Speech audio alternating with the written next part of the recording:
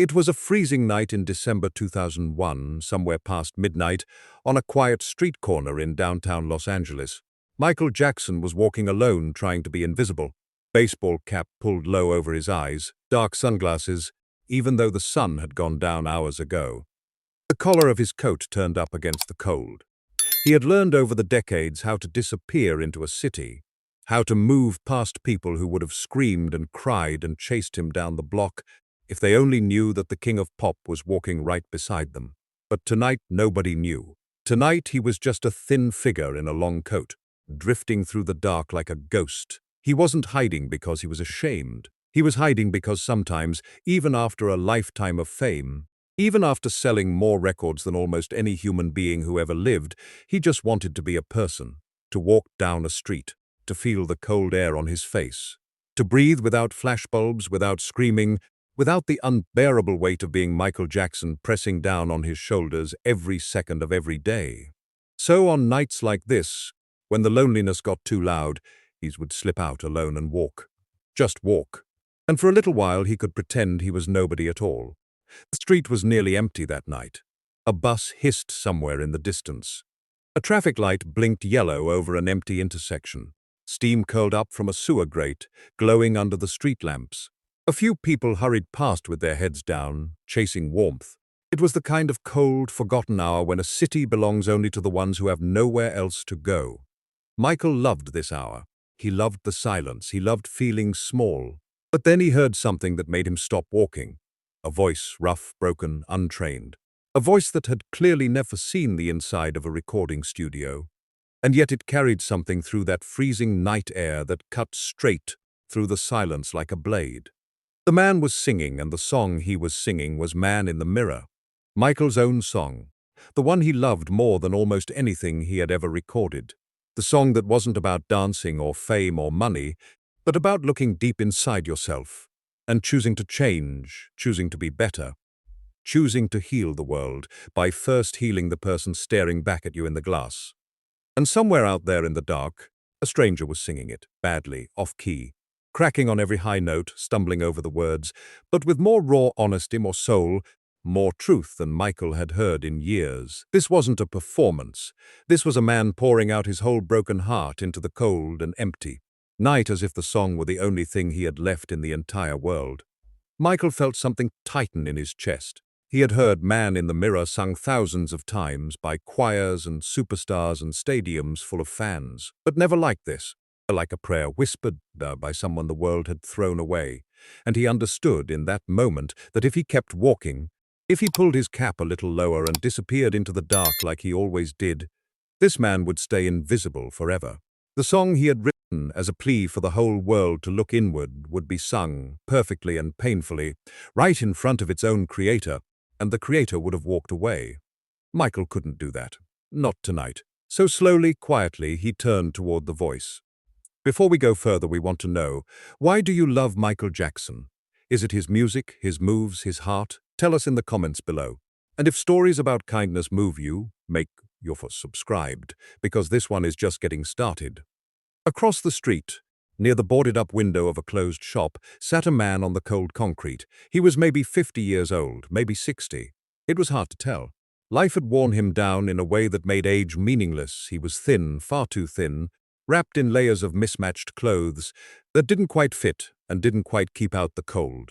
His hair was long and grey and matted under a frayed wool cap. His face was weathered and deeply lined, half hidden behind a scraggly beard, and his hands, cracked and trembling, moved across the strings of an old guitar that looked like it might fall apart if you breathed on it too hard.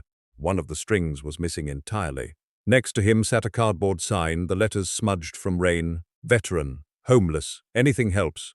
God bless. His eyes were closed as he sang. People hurried past him without slowing, without looking, without seeing. A woman crossed the other side of the street. A man in a suit stepped around him like he was a crack in the pavement. To the city, he wasn't a person. He was just another shape in a doorway, just another invisible soul the world had decided to forget. Michael stood about 20 feet away in the shadows, watching, listening, his heart breaking with every cracked and trembling note. When the man finished the song, he opened his eyes and looked down into the open guitar case in front of him. A few coins, one crumpled dollar bill. He let out a long, slow breath, the kind a person breathes when they've stopped expecting anything good to happen. Then he looked up and saw the thin figure standing in the dark. Just another stranger in a cap and sunglasses. Nothing special. Nothing worth a second glance. "You got a request, friend?" the man asked. His voice was hoarse and tired, his accent plain and worn down by years on the street. "I'll play anything for $1." Michael didn't answer right away. He just stepped a little closer and asked quietly, "Why that song? Why Man in the Mirror?" The man's cracked fingers stilled on the strings. For a moment he didn't speak. Then he said, "Because it's the only one that ever made sense to me. About looking at yourself. About changing. I tried, I tried to change the man in the mirror." He let out a bitter laugh. "Turns out the mirror won." "What's your name?" Michael asked. "Walter," the man said. "Walter Briggs, sergeant once. United States Army, Vietnam. Came home in '71. He stared down at the guitar. "Came home. But I never really came home, if you understand me. Part of me's still over there. The good part, probably." Michael lowered himself down to sit on the cold curb beside him. "What happened, Walter? After you came back?" Walter shrugged. The way a man shrugs when the pain has been carried so long, it's become a part of his bones. Same thing that happened to a lot of us. Couldn't sleep. Couldn't stop seeing the faces of the men who didn't come home. Started drinking to make the dream stop. The drinking took the job. Then it took my wife. Then it took my 2 boys. Haven't seen them in over 20 years now. His voice didn't rise. It stayed flat, matter of fact, like a man reading a list off a page. But his trembling hands gave him away. "Lost the house, lost the work, lost everything. Been out here 12 years now. This guitar's the only thing I've got left. Found it in a dumpster. Fixed it up best I could. When you got nothing to do and nowhere to be, you got a lot of time to learn." Michael said nothing. What could a man say to someone who had given his youth, his body, his peace, his whole family to a country that had simply forgotten he ever existed? Then Walter tilted his head, squinting through the dark at the stranger beside him. There was a flicker of something in his tired eyes. "You look familiar," he said slowly. "Do I know you from somewhere?" Michael's whole body tensed. This was the moment. The moment when the quiet ended, when the stranger became a celebrity, when Michael the person vanished and Michael the legend took his place. "I don't think so," he said softly. "I just have one of those faces." Walter studied him a moment longer, then shook his head and looked back down at his broken guitar. "Yeah," he murmured. "Guess I'm just tired." And he had no idea, none at all, that the man sitting beside him in the freezing dark was about to change the rest of his life. Michael sat there in the cold for a long moment, just looking at this broken man and his broken guitar. Then quietly he said, "Walter, I want you to do something for me. Will you play it one more time? Man in the Mirror. Just for me. Nobody else around. Just the way you'd play it if you thought nobody in the whole world was listening." Walter let out a tired chuckle. "A private show? That'll cost you more than $1, friend." But there was a sad warmth in his voice when he said it. Michael reached into his coat and pulled out his wallet. He took out a $100 bill and held it out into the cold night air. "Will this cover it?" Walter's eyes went wide. He stared at the bill like it might disappear if he blinked. His hand shook as he took it, folding it carefully and tucking it deep into his coat as if it was something sacred. "Mister," he whispered, "you sure you're all right in the head?"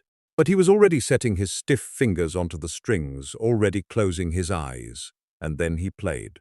And this time Michael heard everything he had missed before.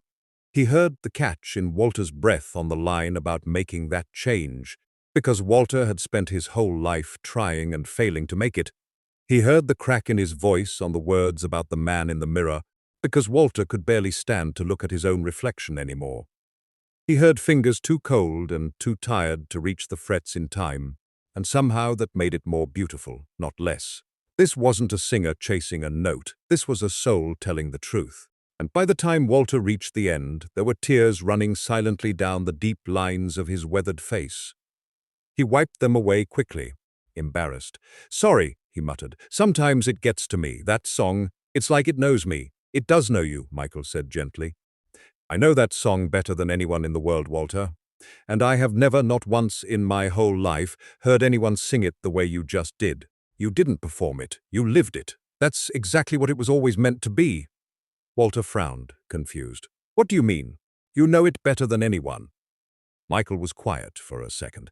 Then he slowly reached up and took off his sunglasses.